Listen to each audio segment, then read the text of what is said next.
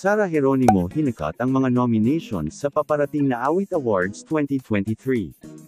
Hello mga ka-popsters, ang aming channel ay nag-a-upload ng mga latest, trending at iba pang updates tungkol kay Sarah Geronimo. Kung gusto mong nakakapanood nito, please consider to subscribe upang mas updated ka sa mga bago naming videos. Hindi nagpauli si Sarah Geronimo sa taunang award-giving body for this year Awit Awards. Kada taon ay ginaganap ito ng Awit Awards organization to appreciate the talented artists and singers na nakilala pagdating sa music at trending sa ibang-ibang online music platforms.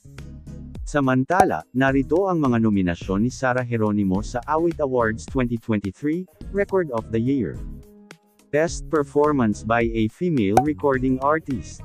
Best Dance Electronic Recording, Best Cover Art for the song Dati Dati, Best Pop Recording for the song Kore, and Best Inspirational Recording Artist for the song San Sinukob Salamat. Ayon sa mga popsters, susuportahan nila si Sarah Geronimo para masungkit ng kanilang idol ang lahat ng nominasyon na ito. Pero bukod sa pagboto ay ang Awit Awards organization ang may major percent para piliin ang mga awardees para sa award-giving bodies na ito.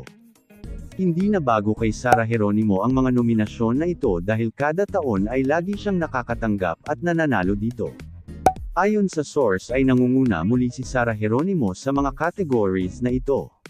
Para sa pagboto, please follow all the social media platforms of Awit Awards and see the instructions in how to vote for all your favorite artists.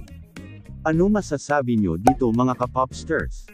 Please hit the like button, share and please consider to subscribe our official YouTube channel para updated ka sa mga latest news tungkol kay Sarah Geronimo.